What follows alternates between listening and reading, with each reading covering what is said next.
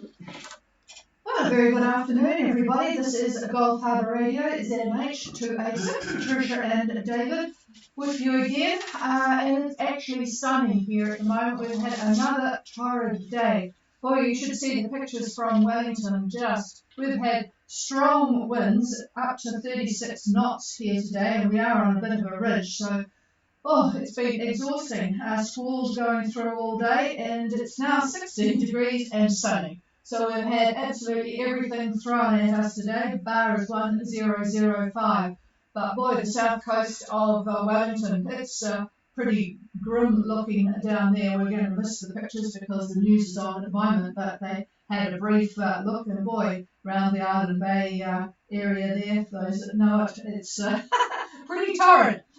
Okay, New Zealand COVID cases, 55 today, very significant, in that we are now higher than Fiji. Ours are going up, Fiji's are going down. The average daily rate in Fiji is 47 now. So we've got 55, 2 in the Waikato, and Northland and the Waikato are going to stay in level 3 until Monday. The 2 COVID cases that travelled around Northland still won't say anything about where they have been. They are enemy number 1 up there. No one's very happy because the businesses did want to be back to level 2. So anyway, they will be in level 3 until Monday midnight, and we of course are in level 3 as well. So it's interesting. I mentioned yesterday that the new rules are that teachers have to be vaccinated here next year, otherwise they lose their job. In Fiji, it's the same rule, and 344 unvaccinated teachers will have their jobs terminated. So will be interesting to see what they do there. China, just talking about COVID, they're preparing to test a couple of 100,000 blood samples. They've had these samples, the people that donate blood, a sample is kept in case there's any ramifications from the blood transfer of blood that's kept.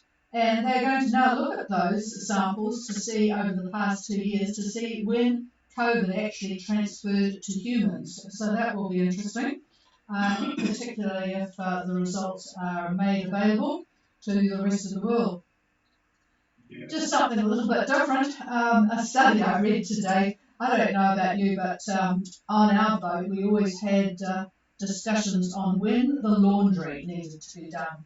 And a study on the microbiological quality of towels has found you need to wash them at least once a week and dry them very well.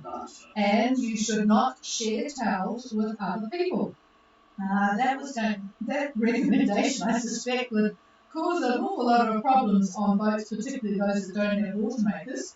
They also say that kitchen hand towels were the source of, 89% of them had coliform bacteria, the ones that they tested, from 5 major cities in the United States, and 25% of them had E. coli, pathogenic bacteria.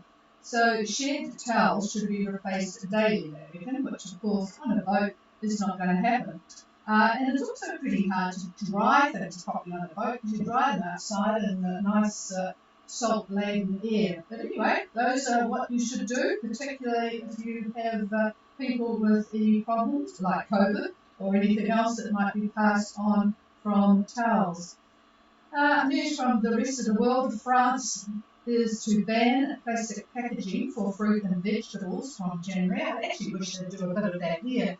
I saw in the shop the other day they had slices of pineapple in rigid plastic containers, just one slice. I mean, I couldn't think of anything more stupid than creating such a mess of packaging waste. But anyway, what you are missing out on if you don't have television is the La Palma volcano. It is still going strong, and it's absolutely spectacular.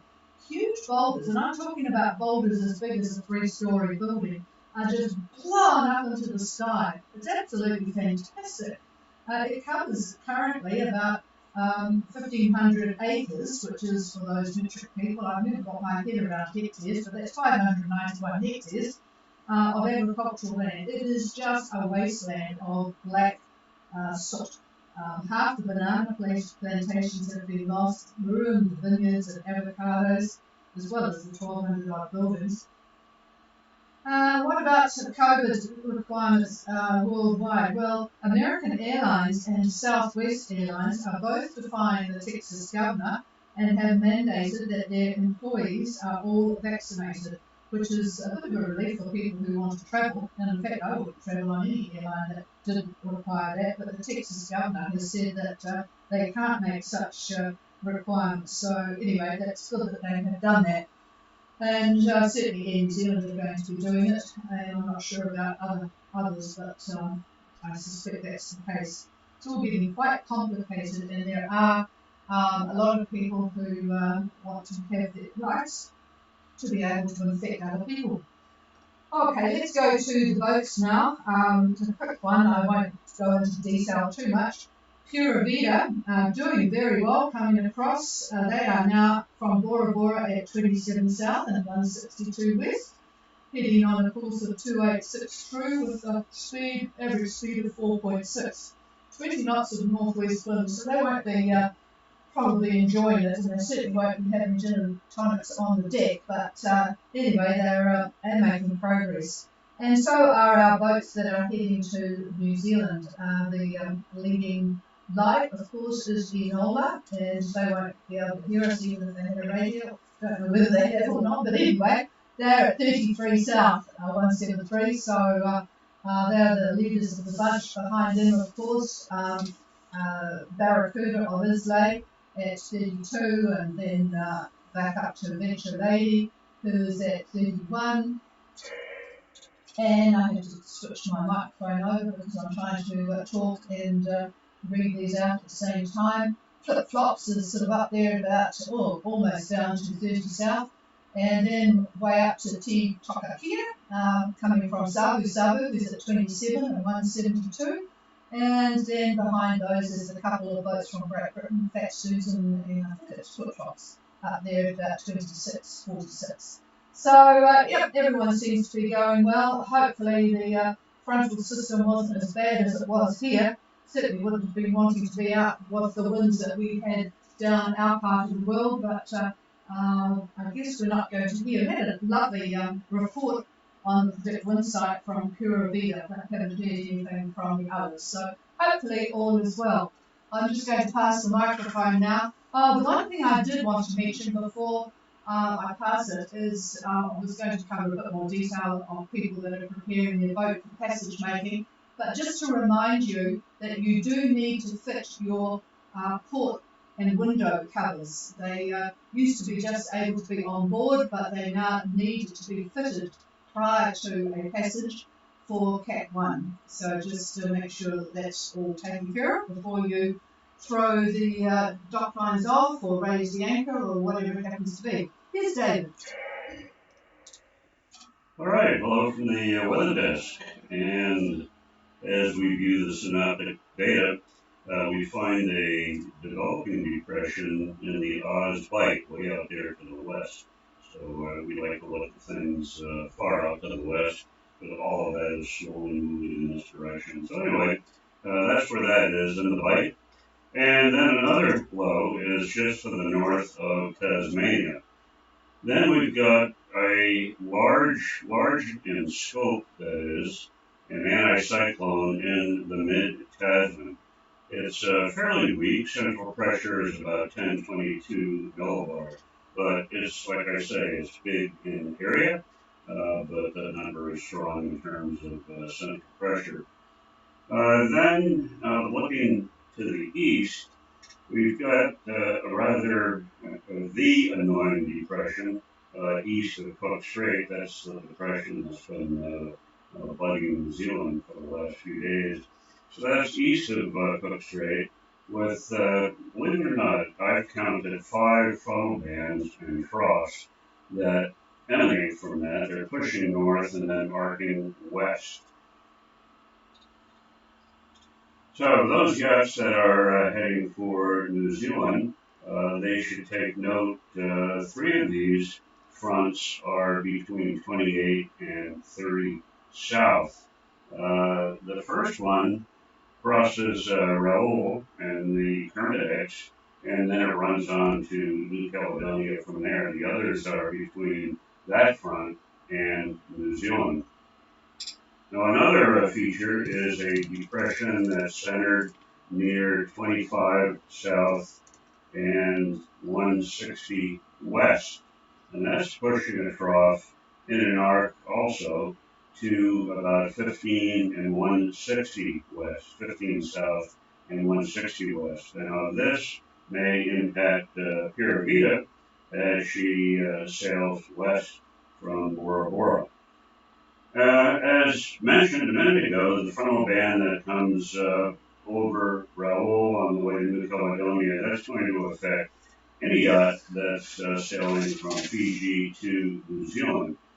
If you were to draw a line from Raoul, let's call it 28 south and 175 to New Caledonia, near New Caledonia, we'll call it 20 south and 167 east.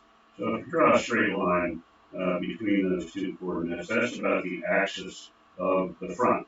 So you'll know where you are in relation to that. So it's either you're either past it or it's heading your way, one of the two. For those in Fiji, expect mainly fine weather all the way out to Friday, when clouds are going to build a wee bit to produce brief showers, mainly for the group. I see winds for Thursday, tomorrow, northerly quadrant around 15 knots, and much the same for Friday. Possibly lighter air on Friday, we'll call it 10 to 15 knots.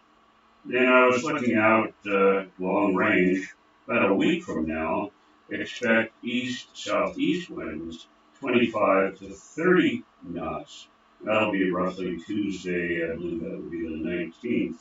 So a week from now, you can expect the winds to pick up quite brisk, so be ready for that. And that's pretty much it for the general picture. And with that, I'll pass it over to the chief.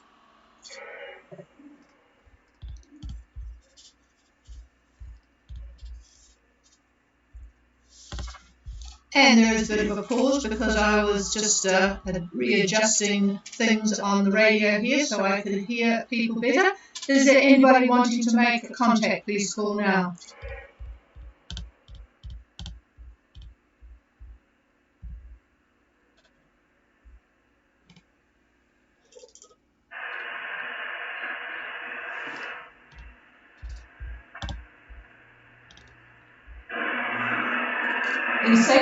Insatiable, Gulf Harbour Radio.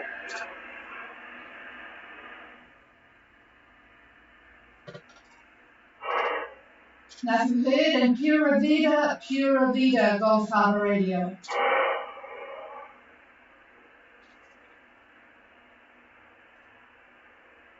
Nothing heard. Is there anybody hearing anything that I'm not hearing? Please call now.